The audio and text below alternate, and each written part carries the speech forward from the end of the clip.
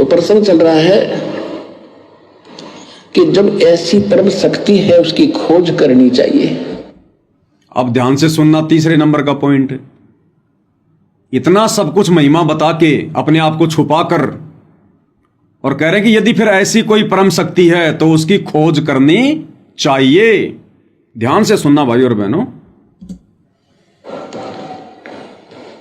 तो प्रश्न चल रहा है कि जब ऐसी परम शक्ति है उसकी खोज करनी चाहिए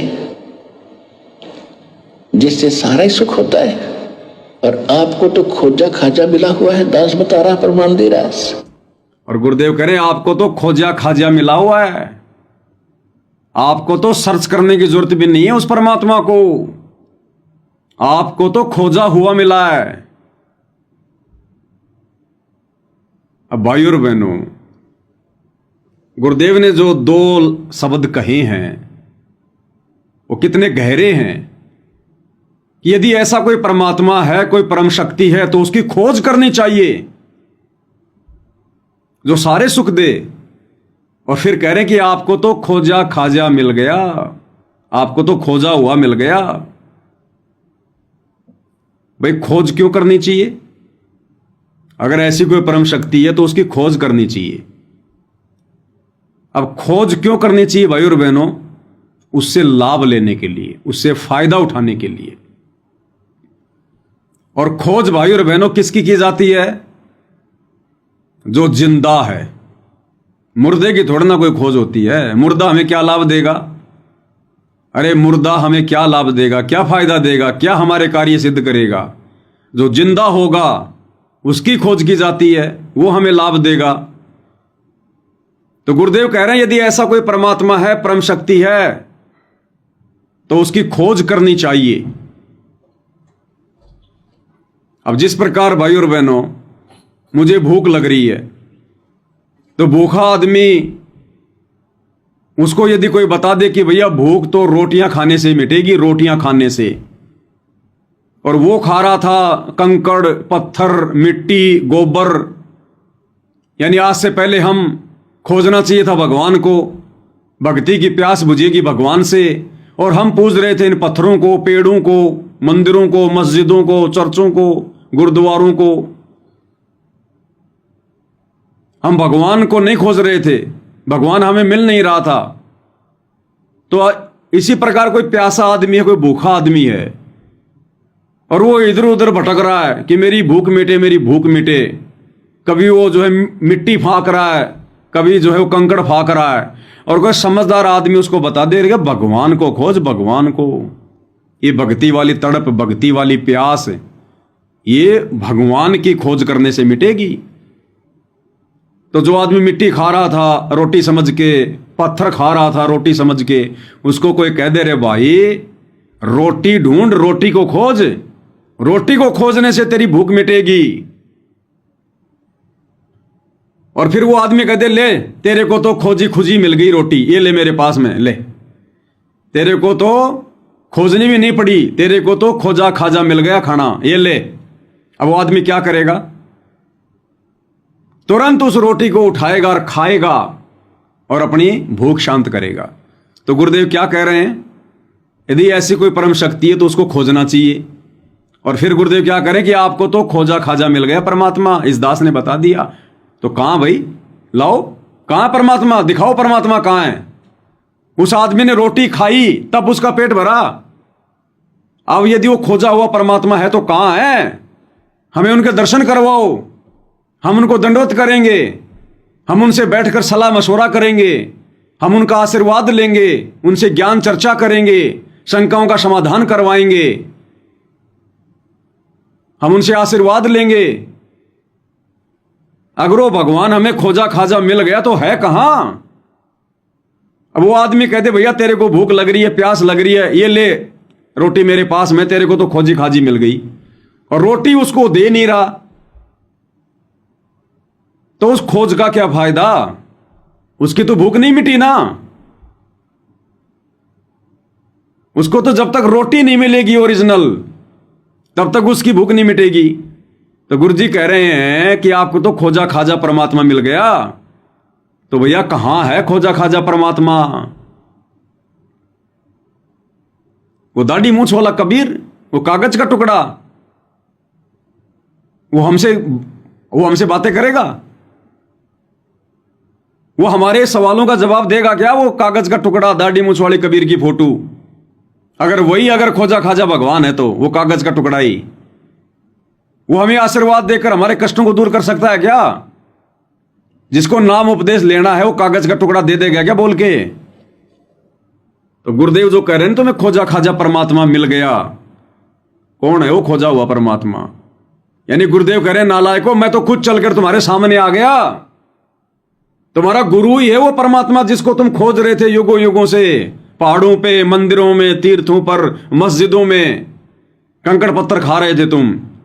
खानी चाहिए थी रोटी, तो खोजना चाहिए था भगवान। खोज रहे थे हम ये मूर्तियां, कागज के टुकड़े। तो गुरुदेव जो कह रहे हैं ना कि तुम्हें खोजा खाजा मिल गया, गुरुदेव ये कहना चाह रहे हैं कि नालायकों, तुम्हारे सामने तुम्हारा बाप खड़ा है, तुम्हारा भगवान खड़ा है। खोजा खाजा यानी तुमने खोजने की जरूरत नहीं पड़ी, ये खोजने से नहीं मिलता, ये खुद आके मिलता है। तो भैया ओरिजिनल रोटी खाने से भूख मिटेगी। इसी प्रकार ओरिजिनल परमात्मा, और परमात्मा कैसा होता है क्या बताया गुरुदेव ने? नराकार, नराकार निर्विषम काल जाल भय भंजनम। बाइबल में क्या लिखा हुआ है? परमात्मा कैसा, उसका आकार कैसा है? मनुष्य जैसा। तो भाई अगर वो खोजा खाजा परमात्मा मिल गया है तो कहां है वो मनुष्य जैसा परमात्मा? वो बोलने चलने वाला परमात्मा कहां है? वो कागज का टुकड़ा नहीं, स्वयं गुरुदेव भगवान है वो परमात्मा जो हमारे सामने आके खड़े हुए हैं। अब स्पष्ट रूप से नहीं कहेंगे कि मैं कबीर हूं, मैं तुम्हारा भगवान हूं, और कहने में कोई कमी भी नहीं छोड़ी। बार बार गुरुदेव कहते हैं कि आपने इस दास को परमात्मा मानना पड़ेगा, आपने इस दास को भगवान मानना पड़ेगा। गुरु मानुष कर जानते ते नर कहिए अंध, ओवें दुखी संसार में आगे काल के फंद। तो भाई और बहनों, ये सत्संगों के सार के ऊपर वीडियो बन रहे हैं, सत्संगों के सार। तो गुरुदेव के सत्संग साधारण नहीं है, तत्वदर्शी संत के वचन साधारण नहीं होते। गीता और वेदों से भी गूढ़ होते हैं, गहरे होते हैं, और बिना उनकी विशेष रजा के इनको कोई समझ नहीं सकता, इन संकेतों को। क्योंकि काल के साथ गुरुदेव का एग्रीमेंट है कि आप जबरदस्ती ना करना, केवल अपना ज्ञान देना। तो जबरदस्ती तो परमात्मा अपनी पहचान नहीं करवाएंगे ना। जबरदस्ती तो नहीं कहेंगे कि मैं कबीर हूं, मैं आया हूं सतलोक से चलकर, और कहने में कोई कमी भी नहीं छोड़ रहे, और फिर भी हम नहीं समझे, इन सत्संगों को नहीं समझे। इसलिए फिर परमात्मा ने साध संगतियां शुरू करवाई है कि शब्द सैन सतगुरु की पिछाणे, वो पावे अटल सुहाग रे। तो क्या कह रहे हैं गुरुदेव भगवान कि आपको तो वो परमात्मा खोजा खाजा मिल गया।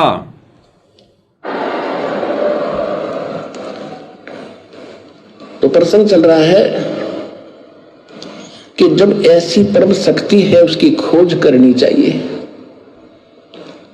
जिससे सारा ही सुख होता है। और आपको तो खोजा खाजा मिला हुआ है, दास बता रहा, प्रमाण दे रहा, और उस परमात्मा कबीर इज गॉड है।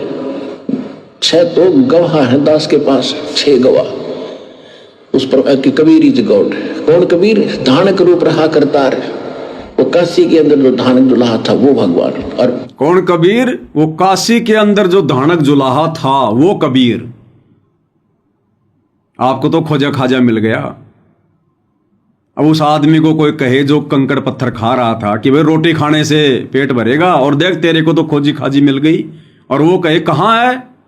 देख 650 साल पहले वो रोटी बनी थी वहां पर भंडारा हुआ था 650 साल पहले वो रोटी। अब बताओ भाई और बहनों, उसकी भूख मिटेगी क्या? वो 650 साल पहले वाली बातें याद करके उसकी भूख शांत होगी क्या? उसको तो वर्तमान में रोटी चाहिए। तो गुरुदेव कह रहे हैं तुम्हें तो खोजा खाजा परमात्मा मिल गया।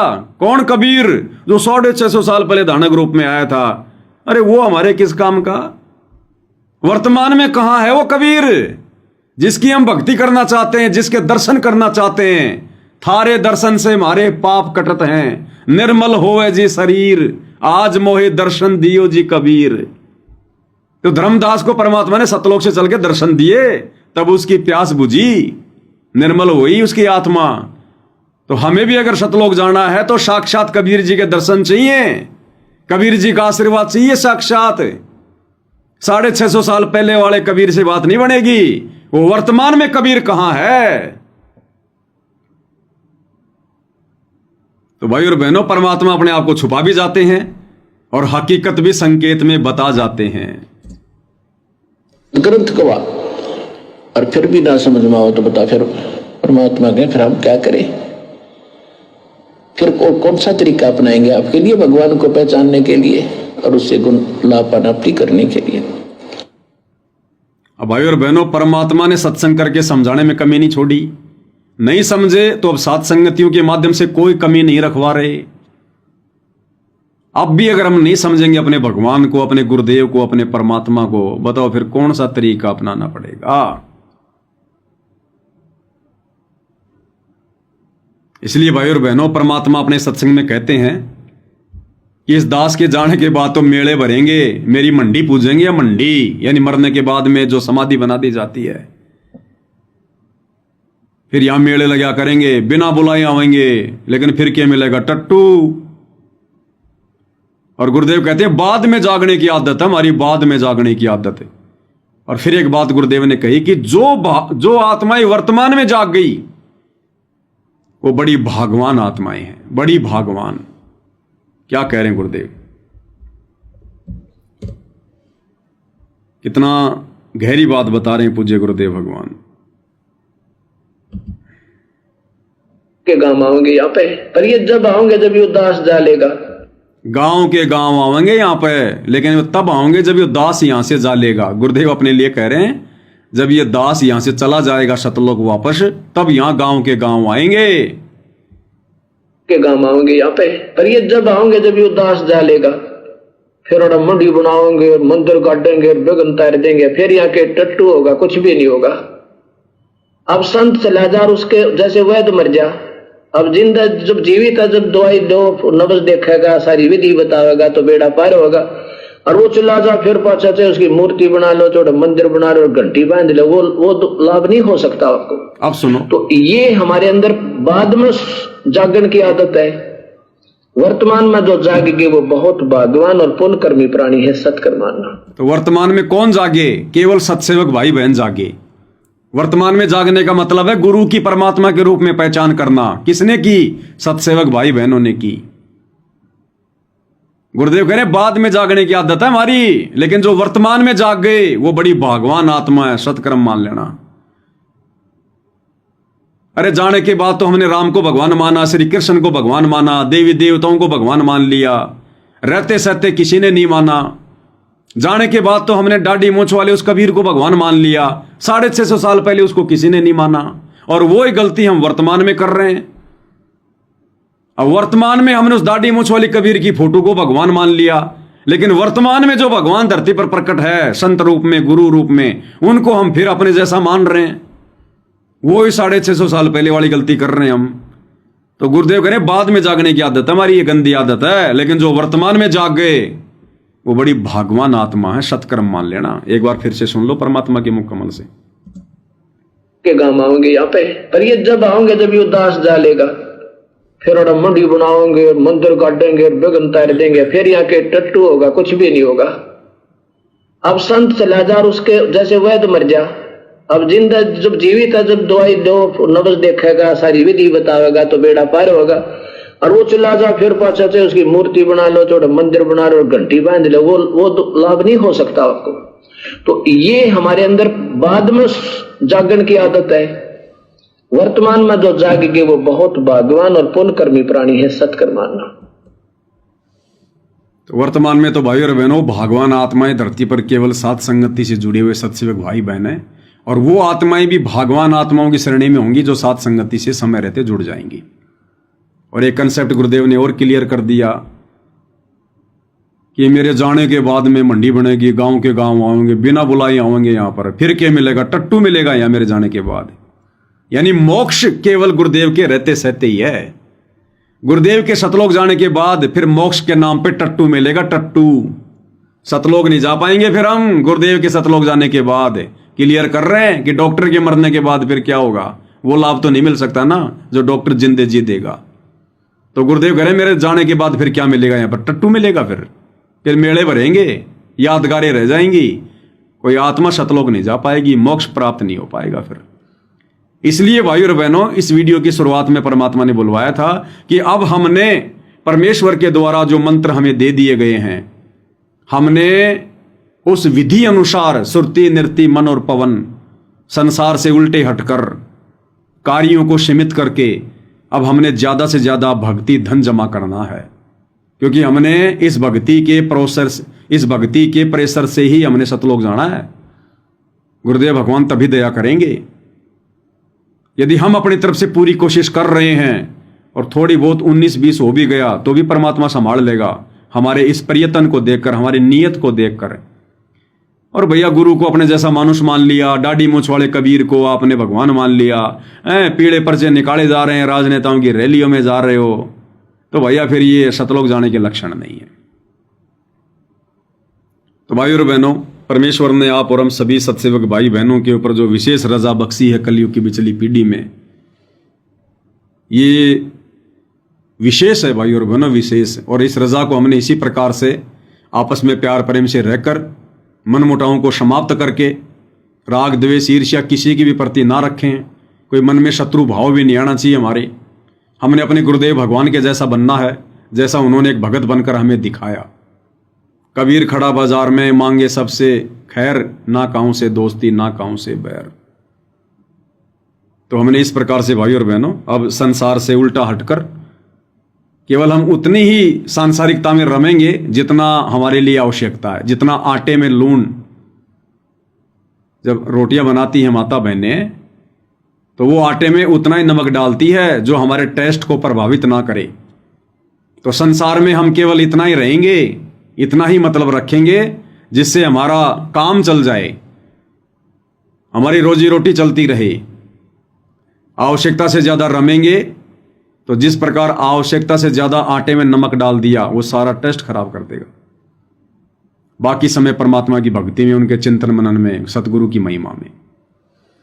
तो भाई और बहनों, पूज्य गुरुदेव भगवान के आशीर्वाद से आज की साथ संगति में केवल इतना ही। फिर परमात्मा समय देंगे, मौका देंगे तो सतगुरु महिमा में उपस्थित होंगे। अभी जयपुर में 2 दिन की साथ संगति थी, काफ़ी संख्या में भगत भाई बहन आए हुए थे और परमेश्वर की खूब महिमा हुई, मालिक को भोग लगा, आत्माओं की बैटरी चार्ज हुई। आप सब भगत भाई बहन भी अपने अपने क्षेत्र में जहाँ भी आप रहते हैं, आसपास के भगत 150 किलोमीटर के, जब भी आपको मौका मिले कम से कम महीने में एक बार आप भी परमेश्वर की महिमा करें, छोटी मोटी साथ संगति रखें। लेकिन ध्यान रखना, नियम वही हैं साथ संगतियों के। साध संगति रखवाने वाला जो मुख्य व्यक्ति है, यदि वो रजोगुण में है, यदि वो शारीरिक संबंधों में है अपनी स्त्री के साथ में, तो आपने उसके घर पर साथ संगति में नहीं जाना है। नियम सब वही हैं। आपको लगे कि ये भगत मर्यादा में नहीं है, आपने उसके घर पर साथ संगति में नहीं जाना है। अब हमने केवल अच्छे, सच्चे और मर्यादित भक्तों की ही संगति करनी है। क्योंकि परमात्मा कहते हैं कामी क्रोधी लालची इनसे भक्ति ना होई। तो जो भगत अभी काम वासना में है, जो भगत अभी वो क्रोधी है, जो लालची है, माया माया माया माया, तो परमात्मा कहते हैं उससे तो भक्ति भी अच्छे से नहीं बनेगी। तो ऐसे के घर जाकर ऐसा व्यक्ति यदि अपने घर पर साथ संगति रखवाता है, कामी क्रोधी लालची, तो ऐसे व्यक्ति के घर पर जाकर साथ संगति करके फिर हमें क्या मिलेगा? हम जिसकी संगति करेंगे उसके गुण हमारे अंदर आते हैं। वो चाहे भगत हो चाहे भगवान हो, संगति और कुसंगति इस भक्ति में साथ साथ चलती है। तो ये डिसीजन आप भगत भाई बहनों का होगा। अब साथ संगति तो हर कोई रखवाएगा, लेकिन आपने कहाँ जाना है, किसके यहाँ जाना है, पहले बात कर लेना कि भगत जी साथ संगति की जो मर्यादा है रखवाने की, वो ये मर्यादा है कामी क्रोधी लालची वाली। अब आप बताओ भगत जी आप इन मर्यादाओं में हो कि नहीं हो? वो कहे नहीं भगत जी अभी तो मैं नहीं हूं, तो भाई हम तो आएंगे नहीं। हाँ, यदि कोई कामी क्रोधी भगत है वो साथ संगति में जा सकता है, क्योंकि वो जाएगा तभी तो ज्ञान होगा। लेकिन जो भगत कामी क्रोधी लालची है, यदि वो साथ संगति रखवा रहा है और हमने यदि पता चल गया तो फिर हमने वहां नहीं जाना, क्योंकि हम अच्छे सच्चे और दृढ़ भगतों की संगति करेंगे। परमात्मा ने कह रखा कि सच्चे भगतों की संगति करो। सच्चा भगत कौन होगा? जो कामी क्रोधी लालची नहीं होगा, वो सच्चा भगत है, और वो ही दृढ़ होगा। तो हमने उन्हीं की संगति करनी है। तो ये बातें हमने विशेष तौर पर ध्यान रखनी है भाई और बहनों।